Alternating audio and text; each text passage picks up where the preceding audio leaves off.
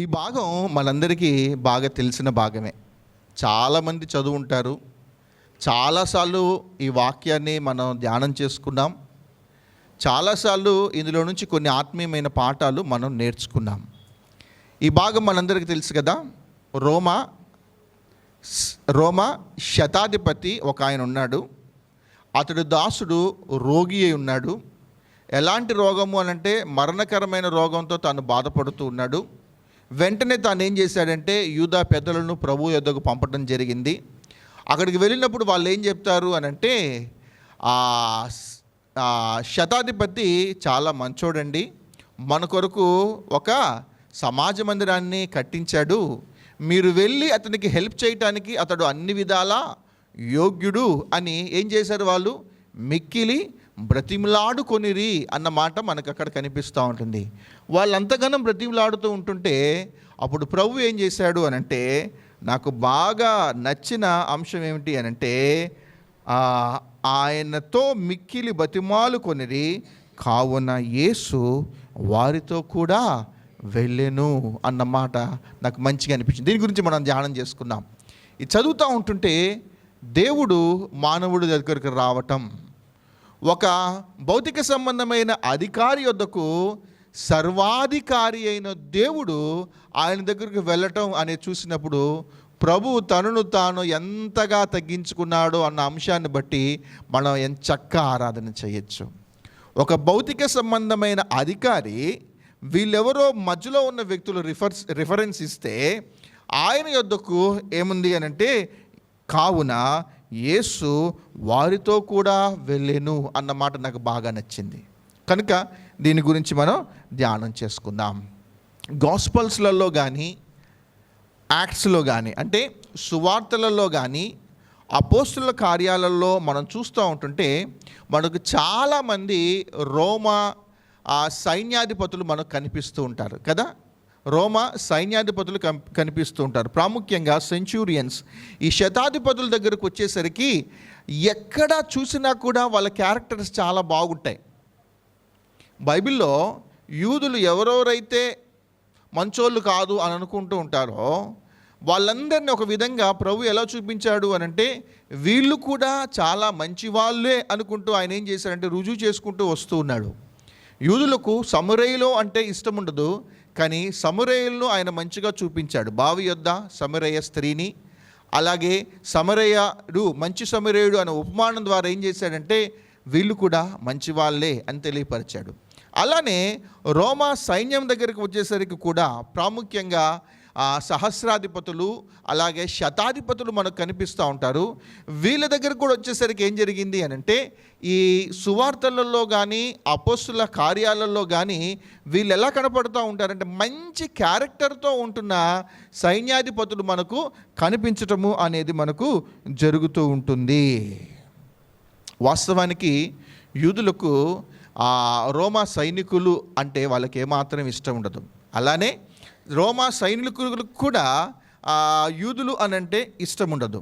సరే, యూదులకు వీళ్ళంటే ఎందుకు ఇష్టం ఉండదు అనంటే ఒకటే ఒక కారణం ఏమిటి అంటే, ప్రతి సంవత్సరం వీళ్ళు వచ్చేసి పన్ను అడుగుతూ ఉంటారు కాబట్టి, ఆ రోమా ప్రభుత్వానికి వీళ్ళు పన్ను చెల్లించాలి కాబట్టి, యేసు ప్రభు ఉన్న దినాలలో అప్పుడు వాళ్ళ మీద అధికారిగా ఉన్న రాజ్యం ఏదైనా ఉందంటే అది రోమా సామ్రాజ్యం. కనుక వీళ్ళ మీద యజమాయిషి చేస్తూ ఉంటున్నప్పుడు, వీళ్ళ మీద ప్రభుత్వము అనేది చేస్తూ ఉంటున్నప్పుడు ఈ రోమన్స్ ఏం చేశారు అనంటే, యూదుల దేశంలో ఉన్నప్పటికీ కూడా వీళ్ళ ద్వారా పన్నులు చెల్లించుకుంటూ ఉన్నారు కాబట్టి వీళ్ళంటే అస్సలు వీళ్ళకి ఇష్టం లేదు. మా దేశంలో ఉంటూ మా నేలల మీద మేము ఉంటూ వీళ్ళకి మేము పన్ను కట్టడం ఏంటి అని చాలా బాధపడుతూ ఉండేవాళ్ళు. అయితే వాళ్ళ మీద అనేక మంది మీద వాళ్ళకు ఒక మంచి అభిప్రాయం లేనప్పటికీ కూడా ఈ భాగం దగ్గరకు వచ్చేసరికి ఈ శతాధిపతి ఎలాగున్నాడు అనంటే చాలా మంచి వ్యక్తిలాగా కనిపిస్తూ ఉన్నాడు కదా. ఇతని గురించి ఏమిచ్చారంటే ఇతడు యోగ్యుడు అని చెప్పారు. ఇతడు మన కొరకు సమాజ మందిరాన్ని కట్టించారు అని వీళ్ళు చెప్పారు. ఇతనికి మనం ఖచ్చితంగా హెల్ప్ చేయాల్సిందే అని మిక్కిలి బ్రతిమాలుకొనిరి అన్నమాట మనము ఇక్కడ మనం చూస్తూ ఉన్నాం. సరే, అసలు పోలీస్ ఎలా ఉంటాడు? 100 మందికి అధికారి అయిన పోలీసు చూడటానికి ఎలా ఉంటాడు? పిల్లిలాగా ఉంటాడా, సింహంలాగా ఉంటాడా? ఆయన చూడాలంటే భయం వేస్తుంది కదా, దగ్గరికి వెళ్ళి మాట్లాడాలంటేనే కదా భయం వేస్తూ ఉంటుంది కదా. పోలీసు అధికారులతో మాట్లాడటం అంత ఈజీ ఏం కాదు. కానీ ఈయన దగ్గరకు వచ్చేసరికి ఎలాగుంది అని అంటే, కపెర్నహూము అనే ప్రాంతంలో, ఇది కూడా రోమ్ కాన్స్టిట్యున్సీలో, అంటే రోమ్ యొక్క నియోజకవర్గంలోనికి సంబంధించిన ఒక అధికారిని గురించి చెప్పబడిన మాటలు ఇవి. ఓకేనా? ఈయన ఎలాగున్నాడు అని అంటే, చాలా మంచి వ్యక్తిగా ఇతడు మనకు కనిపిస్తూ ఉన్నాడు. అయితే ఒక యజమానుడు, ఒక దాసుడు మధ్య రిలేషన్ అనేది మనం చూస్తూ ఉంటున్నప్పుడు, ఇతని మంచితనము అనేది ఎక్కడ కనపడుతుంది అని అంటే, అతని యొద్ద ఒక దాసుడు ఉన్నట్టుగా మనం చూస్తూ ఉన్నాం. ఆ దాసుని తాను ఏమంటున్నాడు? 2వ వచనంలో ఉంది కదా, చూడండి. ఒక శతాధిపతికి ప్రియుడైన దాసుడు రోగి అయి చావ సిద్ధమై ఉండెను. దాసుని తాను ఎలా పిలుస్తూ ఉన్నాడు అనంటే, ప్రియుడైన దాసుడు అని పిలుస్తున్నాడు. ఆ దినాలలో యజమానులకును, ఆ దినాలలో దాసులకు చాలా వ్యత్యాసం అనేది ఉంది. చాలా తక్కువ ద్రవ్యం ఇచ్చేసి, చాలా తక్కువ డబ్బుకు వాళ్ళను కొనుక్కొని వాళ్ళతో ఏం చేయించుకుంటే వాళ్ళు అంటే వెట్టి చాకిరి వాళ్ళతో చేయించుకుంటూ ఉండేవాళ్ళు. వాళ్ళను చాలా హీనంగా వాళ్ళను చూస్తూ ఉండేవాళ్ళు. వాళ్ళని ఎక్కడ ఉంచాలో అక్కడే ఉంచుకునేవాళ్ళు. కానీ ఇక్కడ ఈ యజమానుడు ఎలా కనిపిస్తూ ఉన్నాడు అనంటే, నా ప్రియమైన దాసుడు అన్న మాట మనకు ఇక్కడ కనిపిస్తూ ఉంటుంది. చూడండి, ఇక్కడ కొంతమంది వ్యక్తులు ఆయన దగ్గరకు వస్తున్నట్టుగా మనం చూస్తూ ఉన్నాము. అయితే మత్తయి సువార్త 8వ అధ్యాయం దగ్గరకు వచ్చేసరికి ఇక్కడ ఈయన గురించి ఇక్కడ ఇంకొంచెం వివరంగా రాయబడటం అనేది జరిగింది. లూకా సువార్తలో ఏమో యూదా పెద్దలు రావటము వచ్చినట్టు కనిపిస్తూ ఉంటుంది. కానీ మత్తయి సువార్త 8వ అధ్యాయము 5 నుంచి చూడండి. ఆయన కపెర్నహూములో ప్రవేశించినప్పుడు ఒక శతాధిపతి ఆయన యొద్దకు వచ్చి, స్వయంగా ఈయనే వచ్చినట్టు ఇక్కడ మనకు కనిపిస్తూ ఉంటుంది. శతాధిపతి ఆయన యొద్దకు వచ్చి, ప్రభువా, నా దాసుడు పక్షవాయుతో మిగులు బాధపడుచు ఇంటిలో పడి ఉన్నాడని చెప్పి ఆయనను వేడుకొనెను. యేసు, నేను వచ్చి వాని స్వస్థపరచదునని అతనితో చెప్పగా, ఆ శతాధిపతి, ప్రభువా, నీవు నా ఇంటిలోనికి వచ్చుటకు నేను పాత్రుడును కాను. నీవు మాట మాత్రము సెలవిమ్ము, అప్పుడు నా దాసుడు స్వస్థపరచబడును. నేను కూడా అధికారమునకు లోబడిన వాడును. నా చేతి క్రింద సైనికులున్నారు. నేను ఒకని పొమ్మంటే పోవును, ఒకడు రమ్మంటే వచ్చును. నా దాసుని ఈ పని చేయమంటే చేయనని ఉత్తరమిచ్చెను. యేసు ఈ మాట విని ఆశ్చర్యపడి వెంట వచ్చుచున్న వారిని చూచి, ఇశ్రాయేలీలోనైనను నేనింత విశ్వాసం ఉన్నట్టు చూడలేదని నిశ్చయముగా మీతో చెప్పుచూ ఉన్నాను. ఈ శతాధిపతి యొక్క మంచి క్యారెక్టర్ అనేది చూసి యేసు ప్రభు వారు సంతోషపడ్డాడు. తన దాసుని ఎంత చక్కగా ప్రేమిస్తున్నాడో అన్న సంగతిని చూసి తను చాలా ఆశ్చర్యానికి లోనయ్యాడు. అంత మాత్రమే కాదు, ఈ 8వ అధ్యాయంలో మనం చూస్తూ ఉంటుంటే ఆయన అధికారి అయినప్పటికీ కూడా అతనిలో ఉన్న క్యారెక్టర్ ఏమిటి అని అంటే విధేయత. ఏముంది అతనిలో? విధేయత అనేది మనకు కనిపిస్తూ ఉంటుంది. స్వయంగా ఆయనే వచ్చినట్టుగా మనకు కనిపిస్తూ ఉంటుంది. అయితే ఈయనన్న మాటలు మనం గమనిస్తూ ఉంటుంటే, నేను యోగ్యుడును కాను అన్న మాట మనం చూసుకుందాం. నేను యోగ్యుడును కాను. ఎవరు అయితే దేవుని యొక్క దైవత్వాన్ని చూస్తారో అప్పుడు మన యోగ్యత ఏంటో అనేది మనకు అర్థమవుతుంది. నేను మీ దగ్గరకు వచ్చే అంత యోగ్యత నాకు లేదు. సింపుల్గా అనుకుందాం, నేను మీ దగ్గరకు వచ్చే అంత యోగ్యత నాకు లేదు. నేను అసలు ఎందుకు రాలేదో చెప్తున్నాను, వీళ్ళన్నే ఎందుకు పంపించానో చెబుతూ ఉన్నాను. రీజన్ ఏంటంటే, ప్రభువా, నేను మీ దగ్గరకు వచ్చే అంత యోగ్యత నాకు లేదు. మీరు మళ్ళీ నా దగ్గరకు వచ్చే అంత యోగ్యత కూడా నాకు లేదు. ఎందులో చూసినా కూడా ఇతరులు ఏం కనిపిస్తుందంటే విధేయత అనేది కనిపిస్తుంది. అతడు ఎవరు చెప్తున్నాడు? నేను పొమ్మంటే ఒకడు పోతాడు, నేను రమ్మంటే ఒకడు వస్తాడు, నేను ఈ పని చెయ్యి అని అంటే చేసేవాళ్ళు ఉన్నప్పటికీ కూడా మీతో నేను కంపారిజన్ చేసుకుంటే ప్రవ్వా, మీతో నేను పోలికగా చూసుకుంటే గనక మీతో నేను సమానుణ్ణి కాదు, మీతో నేను సమానుణ్ణి కాదు అనుకుంటే ఏమంటున్నాడంటే, నేను యోగ్యుడను కాను, నేను పాత్రుడను కాను అనుకుంటూ తాను విధేయత, తనలో ఉన్న విధేయత అనేది ఈ మాటలలో మనకు స్పష్టంగా కనిపిస్తూ ఉంటుంది. మళ్ళీ ఇక్కడ మనం ఒకసారి పరిశీలన చేసుకోవాలి. ఏమిటి అంటే, ఎవరు అయితే దేవుని యొక్క దైవత్వాన్ని చాలా జాగ్రత్తగా పరిశీలన చేస్తారో అప్పుడు దేవునికి ఉన్న యోగ్యత, మనకున్న మన పరిస్థితి అనేది వ్యత్యాసం అనేది చాలా స్పష్టంగా కనపడుతుంది. దేవుడు ఎంత గొప్పవాడో అనేది మనకు చాలా జాగ్రత్తగా అర్థమవుతూ ఉంటుంది. ఒక ఉదాహరణ చెప్తాను. ఆయనలో ఉన్న విశ్వాసాన్ని చూసంట యేసు ప్రభువే ఆశ్చర్యపడెను అన్నమాట మనం చూస్తూ ఉంటాం కదా. ఆశ్చర్యపడెను అన్న మాట దగ్గర ఈ సువార్తలలో మనకు చాలా కనిపిస్తూ ఉంటాయి. ఈ శతాధిపతి దగ్గర ఆశ్చర్యపడినట్టుగా కనిపిస్తూ ఉంటుంది. రాసుకోండి, వచనాలు మాత్రమే చెప్తాను. మార్కు సువార్త 6వ అధ్యాయము 5వ వచనం మనం చూస్తే అక్కడ 2 పట్టణాలు కనిపిస్తూ ఉంటాయి. కొరాజీనా, బెత్సైదా అన్న పట్టణాలు మనకు కనిపిస్తూ ఉంటాయి. అక్కడ దేవుడు చాలా ఆశ్చర్యమైన కార్యాలు చేస్తారు, కానీ ఏం జరిగిందంటే వాళ్ళకు ప్రభువు మీద విశ్వాసం అనేది రాలేదు. వారి అవిశ్వాసమును చూచి ఆయన ఆశ్చర్యపడను అన్న మాట చూస్తూ ఉన్నాం. చూడండి, దేవుని ప్రజలుగా పిలువబడుతున్న వ్యక్తులకేమో విశ్వాసము అనేది రావట్లేదు. బయట ఉన్న అన్యులు ఎవరైతే ఉన్నారో వాళ్ళకేమనిపిస్తుందంటే, ఆయన దూరం నుండి చూస్తున్నప్పటికీ కూడా ఆయన దగ్గరికి వెళ్ళే స్థానంలో నేను లేను, నేను అయోగ్యుడును అనుకుంటున్న పరిస్థితుల్లో వాళ్ళు ఏమనుకున్నారు అని అంటే, వాళ్ళు ప్రభువు మీద విశ్వాసం ఉంచటము అనేది మనం చూస్తూ ఉన్నాం. నిజంగా జాగ్రత్తగా పరిశీలన చేస్తే పుట్టుక క్రైస్తవుల కంటే అన్యుల్లో నుండి రక్షించబడిన వ్యక్తులను గమనిస్తూ ఉంటున్నప్పుడు వాళ్లకు ప్రభువు మీద ఎక్కువగా విశ్వాసం ఉన్నట్టుగా మనకు కనపడుతూ ఉంటుంది. తరతరాల నుండి క్రైస్తవ్యంలో నుంచి వస్తున్న వాళ్ళ యొక్క విశ్వాసము కంటే ఈ మధ్య కాలంలోనే అన్యుల్లో నుండి రక్షించబడిన వ్యక్తులు ఎవరైతే ఉంటారో వాళ్ళ విశ్వాసం ఎలాగుంది అంటే చాలా గొప్పగా కనిపిస్తూ ఉంటుంది.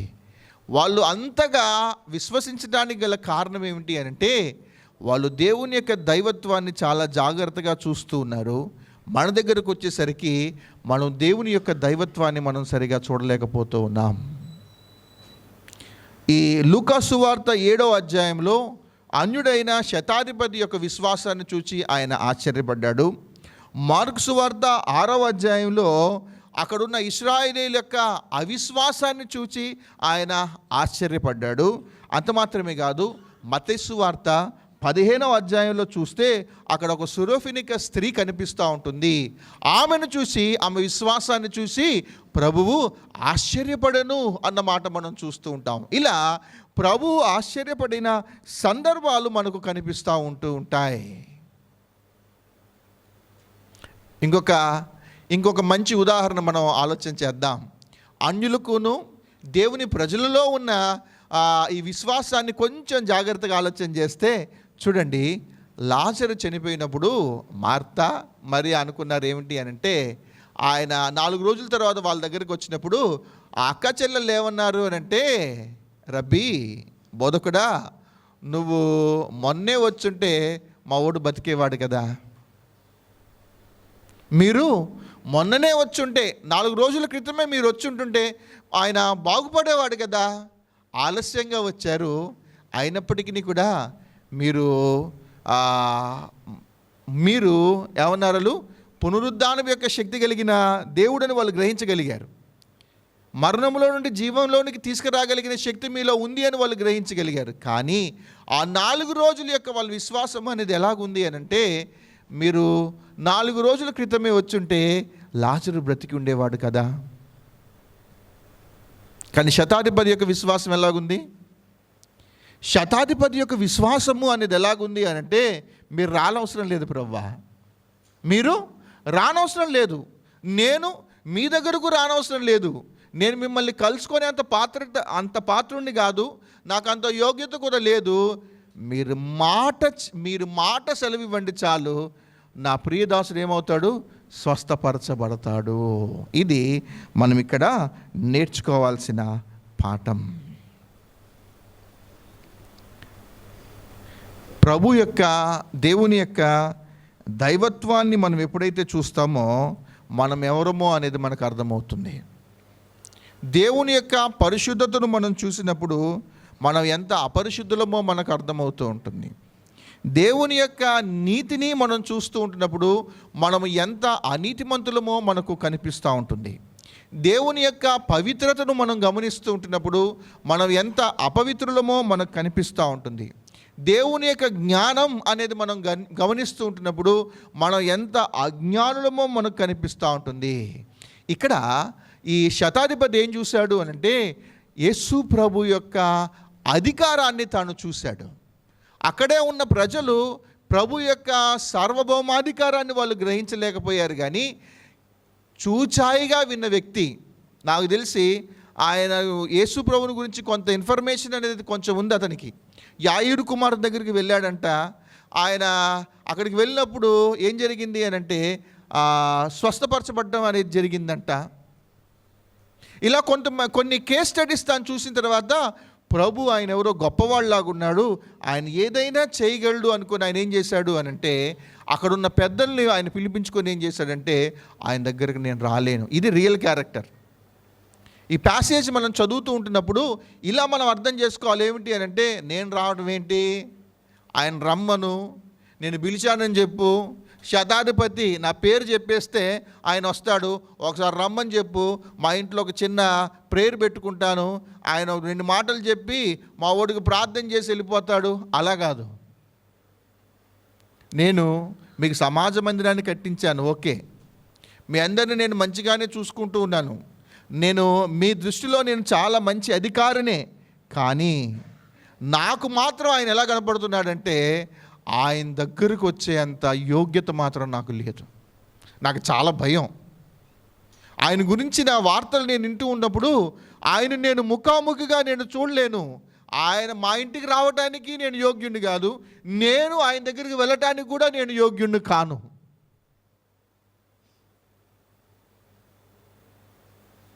యేసు ప్రభువుని పట్టుకోవటానికి చాలాసార్లు ఈ సైనికులు రావటం అనేది మనం గమనిస్తూ ఉంటాం. వీళ్ళ మధ్యలో టాక్స్ ఉంటాయి కదా, వాళ్ళు వెళ్ళి ఆయన దగ్గర నిలబడి వాళ్ళు అరెస్ట్ చేయడానికి వచ్చిన వ్యక్తులు సైనికులు ఎలా వెళ్ళిపోయారు వెళ్ళేటప్పుడు, ఆయన బోధకు వాళ్ళు ఆశ్చర్యపడి వాళ్ళు వెళ్ళారంట. ఆయన అధికారి, ఆయన వాక్కులో అధికారము అనేది కనిపిస్తూ ఉంటుంది. ఈయన మాట్లాడినట్టు ఇదివరకు ఎవరూ మాట్లాడలేదు. వాళ్ళు వచ్చిన పని ఏంటో మర్చిపోయి భలే మాట్లాడుతున్నాడండి, ఈయన చెప్పేది నిజంగా కరెక్ట్ అండి అనుకొని అసలు వాళ్ళ డ్యూటీ ఏంటో అది చేయకుండా మళ్ళీ వెనక్కి వచ్చేసినప్పుడు ఈ శతాధిపతులు, అక్కడున్న సహస్రాధిపతులు, అక్కడున్న అధికారులు అడుగుతూ ఉన్నారు ఏమిటి అని అంటే మీరు వెళ్ళింది దేనికి తిరిగి వచ్చారయ్యా, అరెస్ట్ చేయకుండా వచ్చారు ఏంటి అని అంటే వాళ్ళు అంటున్నారు మేము ఆయన చూస్తూ ఉంటుంటే ఆయనలో తప్పులేం మాకు కనపడలేదండి. ఆయన నిల్చొని మాట్లాడుతూ ఉంటుంటే ఎంత అద్భుతంగా ఉందంటే అసలు ఇంకొక 2 గంటలు అక్కడే కూర్చొని వినబుద్ధి అవుతూ ఉంటుంది. అన్యులకు దేవుని యొక్క దైవత్వము అనేది అర్థమవుతూ ఉంటుంది.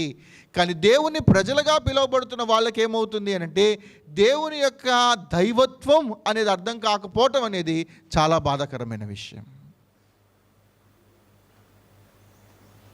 ఒకసారి ఈయన యొక్క అధికారాన్ని జ్ఞాపకం చేసుకుందాం. ప్రభు యొక్క అధికారాన్ని కూడా మనం చాలా జాగ్రత్తగా మనం ఆలోచన చేద్దాం. ఈయనేమన్నాడు, నేను రమ్మంటే వస్తారు, పొమ్మంటే పోతారు, నేను చెప్పిన పని చాలామంది చేస్తారు, కానీ నీకులా కాదు. ప్రభు యొక్క అధికారం మనం ఎక్కడ చూస్తాం ఒకసారి చూసుకొని దాన్ని బట్టి మనం ఆరాధన చేద్దాం. మీ అందరికీ తెలుసు, కానీ ఒక మాట, చాలా భాగాలు ఉన్నాయి కానీ ఒకటి చూద్దాం. ఎక్కడ చూసుకుందాం? కొలసీలకు రాసిన పత్రికలో చూసుకుందాం. కొలసీలకు రాసిన పత్రికలో కొంచెం ఈజీగా ఆయన అధికారము అనేది మనకు కనిపిస్తుంది. కొలసీలకు రాసిన పత్రిక 1వ అధ్యాయము, కొలసీలకు రాసిన పత్రిక 1వ అధ్యాయము 16వ వచనంలో మనకు కనిపిస్తుంది. ఆయన ఎవరు? ఆయన అదృశ్య దేవుని స్వరూపి అయి సర్వ సృష్టికి ఆది సంభూతుడై ఉన్నాడు. ఏలయనగా ఆకాశమందున్నవియు భూమి యందున్నవియు దృశ్యమైనవి కానీ అదృశ్యమైనవి కానీ అవి సింహాసనములైనను ప్రభుత్వములైనను ప్రధానులైనను అధికారములైనను సర్వమును ఆయన యందు సృజింపబడను, సర్వమును ఆయన ద్వారాను ఆయనను బట్టి సృజింపబడను. ఆయన అన్నిటికంటే ముందుగా ఉన్నవాడు, ఆయనే సమస్తమునకు ఆధారభూతుడు. ఇది ప్రభు యొక్క అధికారం. ఈయన అధికారం ఆకాశంలో చూస్తాం, ఈయన యొక్క అధికారం భూమి మీద చూస్తాం, ఈయన యొక్క అధికారం భూమి క్రింద కూడా మనం చూస్తూ ఉంటాం. సమస్తమునకు ఆధారభూతుడు. ఇది ఎవరికి అర్థమైంది అనంటే శతాధిపతికి అర్థమైంది. అందుకని నేను యోగ్యుణ్ణి కాదు, నేను మీ దగ్గరికి రాలేను, దయచేసి మీరు కూడా మా దగ్గరికి రావద్దు. నా ప్రియదాసుని మాత్రం మీరు ఏం చేయండి అని అంటే, నా ప్రియదాసుని మాత్రం మీరు స్వస్థత, ఆయనకు ప్రార్థన చేయండి, ఆయన బాగుపడాలి అని బ్రతిమూలాడుకున్నట్టుగా మనకి ఇక్కడ కనిపిస్తూ ఉంటుంది. సో ఇక్కడితో మనం వదిలిపెట్టేద్దాం. ఇక్కడ ప్రభు యొక్క దైవత్వము అనేది మనకు అర్థమవుతుంది. ఆయన సర్వాధికారి అయిన దేవుడు, ఆయన సార్వభౌమాధికారం కలిగిన దేవుడు. ఆయన భూమి మీద తనను తాను ఎంతగా తగ్గించుకున్నాడు అనేది గమనిస్తూ ఉంటుంటే, ఒక భూ సంబంధమైన అధికారిని చూసి అబ్బా ఆయన విశ్వాసం ఉంది అనేది చూసి ఆయన ఏం చేశాడు అని అంటే, ఆయన దగ్గరికి నేను ఆయనతో పోలిస్తే కొన్ని కోట్ల రెట్లు నేను ఎక్కువ ఉన్నప్పటికీ కూడా ప్రభు మన దగ్గరికి రావడానికి ఒకే ఒక మంచి సాధనం ఏమిటి అని అంటే, మనం ఆయన దైవత్వాన్ని తెలుసుకోవటం. మనం ఆయన మీద విశ్వాసం ఉంచినప్పుడు ఆయన ఏం చేస్తాడు అని అంటే, మన జీవితాలలో ప్రభు కార్యం చేయడానికి ఇష్టపడతాడు. ఇది మనం గమనించాలి. రెండవ కోణంలో నుంచి మనం ఆలోచన చేస్తే, ఒక యజమానుడై ఉండి దాసుని ఎందుకు ఇంతగా ప్రేమిస్తున్నాడు? ఈ దాసుని ఎందుకు ఇతడు నా ప్రియమైన దాసుడు అని ఇతని గురించి కొంతమంది పెద్దలను ఆయన దగ్గర పంపించడానికి గల కారణం ఏంటి? ఆయనే ఒక విధంగా స్వయంగా రావడానికి గల కారణం ఏమిటి అని అంటే, ఇలా ఆలోచన చేద్దాం. ఇలా నేను అనుకుంటున్నాను ఏమిటి అని అంటే, ఈ దాసుడు ఆరోగ్యంగా ఉన్నప్పుడు ఈ శతాధిపతికి బాగా హెల్ప్ చేసి ఉంటాడు. హెల్ప్ అంటే బాగా పరిచర్య చేసి ఉంటాడు. ఎంత బాగా పరిచర్య చేస్తుంటే ఆయన ఇతన్ని ప్రేమించాలి? చాలా మంచిగా చూసుకొని ఉండొచ్చు. ఆయన చెప్పిన పనులన్నీ నమ్మకంగా చేసి ఉండొచ్చు. చాలా ప్రేమతో పరిచర్య చేసి ఉండొచ్చు. చేశాడు. కొన్ని రోజులైన తర్వాత ఏమైందంటే, అతనికి ఏ రోగం ఉంది? మత్తయి సువార్తలో మనం చూసాం కదా, పక్ష వాయువుతో తాను బాధపడుతూ ఉన్నాడు, పారాలసిస్తో తాను బాధపడుతూ ఉన్నాడు.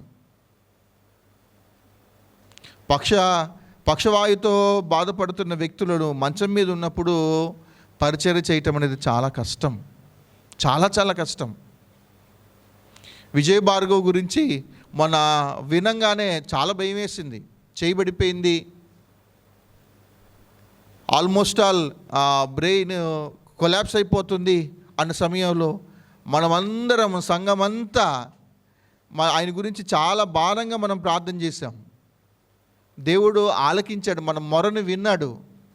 ఏ హాస్పిటల్కి వెళ్ళాలో కరెక్ట్గా హాస్పిటల్కి వెళ్ళాడు. సరైన ట్రీట్మెంట్ తనకు అందింది. అసలు ఒక బ్రెయిన్కి పొంతం లేదంట. దీనికి మెడికేషన్ ఇస్తే ఇది పని చేయదంట, దీనికి మెడికేషన్ ఇస్తే ఇది పని చేయదంట. అలాంటి పరిస్థితులలో దేవుడు ఆశ్చర్యమైన కార్యం చేశాడు. బయట హాస్పిటల్స్కి వెళ్తే ఖచ్చితంగా రోజుకు అప్పటికి ఫోన్ చేస్తే ఈరోజు 1,00,000 అయింది బాబు, ఇవాళ 1,00,000 అయింది బాబు, ఇవాళ 1,00,000 అయింది బాబు అంటే అసలు ఎంత భయం అనిపిస్తూ ఉంటుందో. ఒక సామాన్యమైన ఒక కుటుంబము తన కుమారుణ్ణి ప్రేమించడం ద్వారా వాళ్ళకున్నదంతటిని అమ్ముకోవటానికి ఇష్టపడి ఆయనను బాగు చేసుకోవడానికి ప్రయత్నం చేస్తారు. రక్త సంబంధీలు అయితే ఇలా ఏమైనా చేయగలరు, కానీ వీళ్ళిద్దరి మధ్యలో ఏమైనా రక్త సంబంధం అనేది ఉందా? ఒక పనోడు, ఒక దాసుడు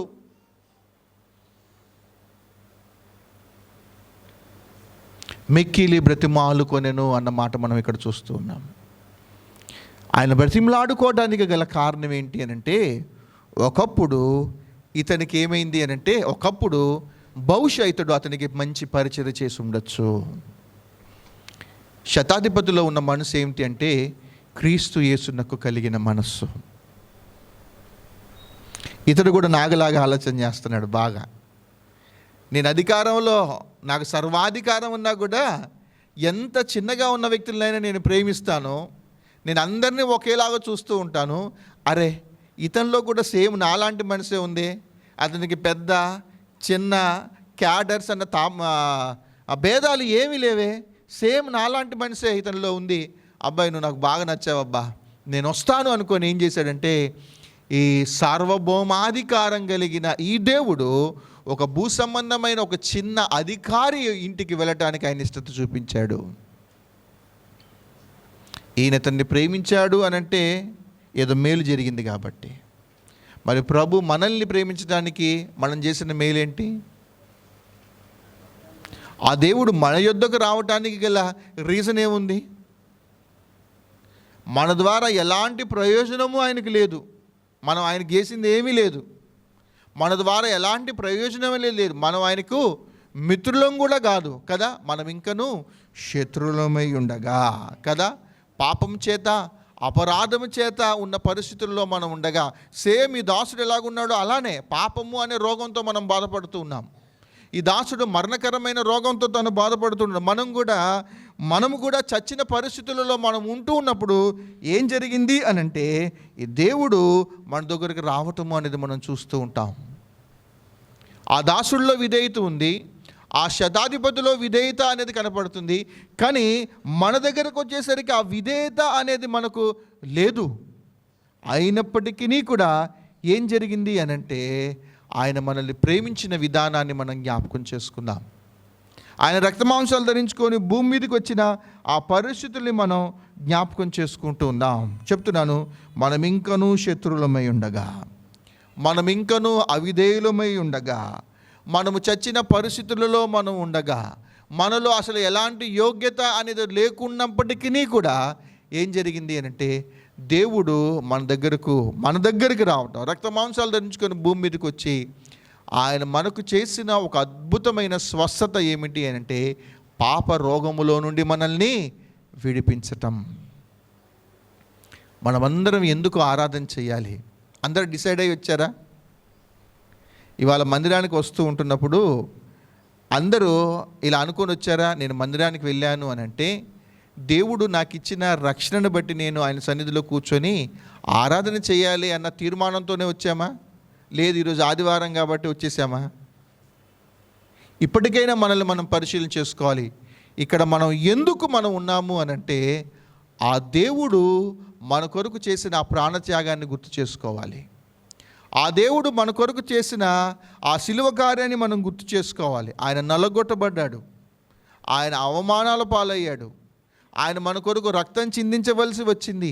ఇదంతా ప్రాణం పెట్టునంతగా ఆయన మనల్ని ఎందుకు ప్రేమించాడు? రీజన్ చూస్తే ఏమీ లేదు.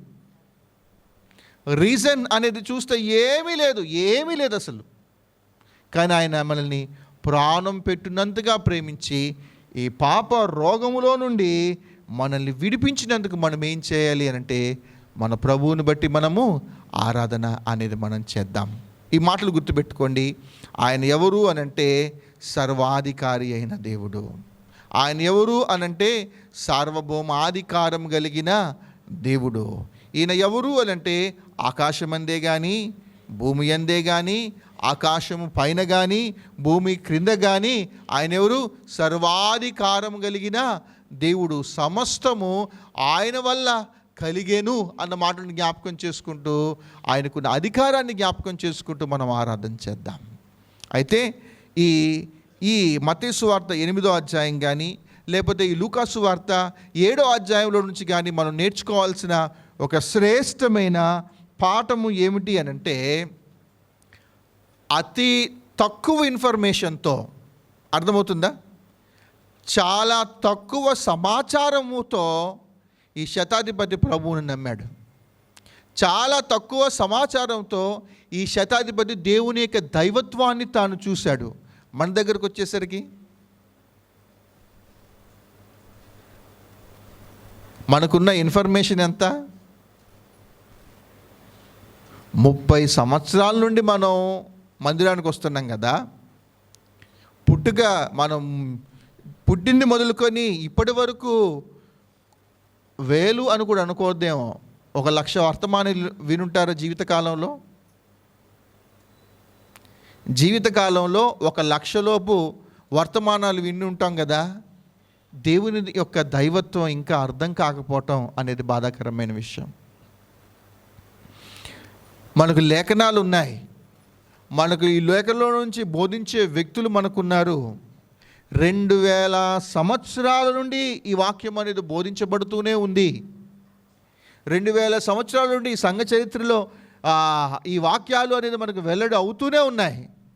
కానీ మనకింకా దేవుని యొక్క దైవత్వం అనేది అర్థం కాకపోవటం అనేది బాధాకరమైన విషయం.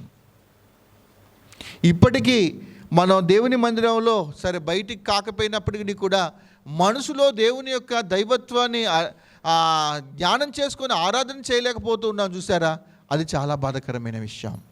అలాంటి వ్యక్తి కొరకు దేవుడు ఏం చేశాడు అనంటే, మనల్ని ప్రేమించి ఆయన ఏం చేశాడంటే పాపరోగములో ఉన్న మనల్ని ఆయన స్వస్థపరిచాడు.